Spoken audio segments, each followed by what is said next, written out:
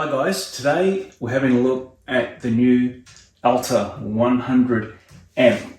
This is the second installment, the second update, right? On update number 1, if you saw the clip, you would have seen a chassis, some transformers, a box of parts basically, right? So we made pretty good progress here.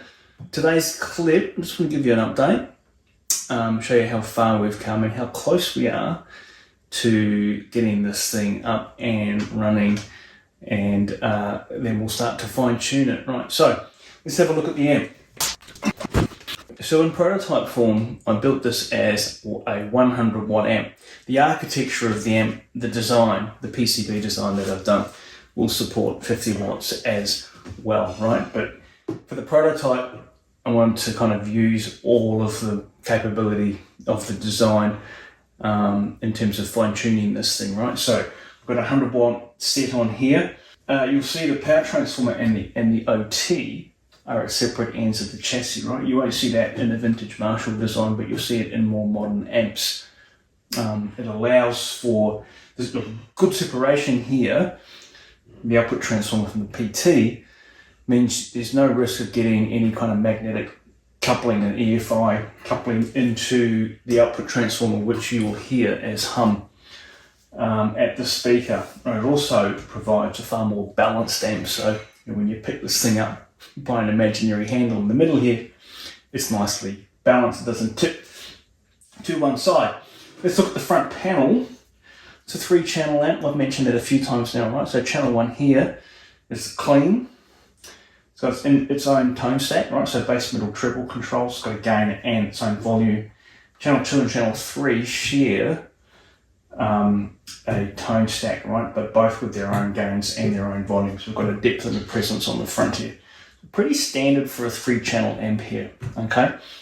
Down this end of the chassis, things start to get a little bit more interesting. This is going to be a space for a 10 button. These are all going to be soft touch tactile switches, right, with LEDs. This provides all of the switching, channel switching and option switching controls for the amp, all activated through my MIDI hardware and software, which I'll talk about when we have a look at the board. So that'll go in. So you get an indicator lamp here and a 3-way off, standby and on switch, right? Which is just a combo switch, puts it all in one. Moving to the back. So let's have a look at the rear of the amp, right? Standard kind of 3-way impedance selector switch. I've settled on this kind of Marshall style 3-way here, slightly smaller than the old Marshall switches, but works just the same. Dual speakers here, effects loop, no off-on switch for the effects loop, because you can control that on that front panel with the LED switches, and obviously can be activated through presets with your MIDI switcher. Global controls on the rear here. We've got an overall response or negative feedback control for the amp, and dual master volumes, right? So each channel on the front has its own volume, but then you've got global masters on the rear. Why would you have dual masters? Well, there's 2 reasons really, right? One is you can set one up as a solo boost, right? And that's global. So once you've got your 3 channels in balance, you can have a kind of a rhythm volume and a lead volume across all of your stored presets. Also though, because of the different switching options and voicing options that each channel will have, you might end up with a slight decrease in volume because of a voicing option that is slightly lower gain, right, within the same channel. So say channel 2, you could flip between 2 different voicings, and one voicing will be slightly less gain than the other.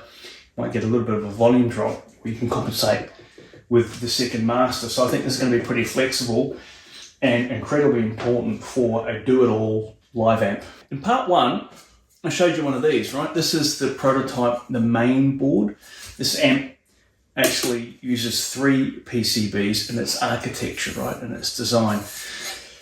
2 smaller boards that provide other functions. We'll go through that when I get the whole thing assembled. But this is the main board for the amp. And you can see, here's one fully assembled, right? This is the prototype. This is the very first one that's been done. It's going to go in here within the next week, I'm hoping, and we'll get this thing up and running and be able to go through some tones, and I'll get this thing humming, right?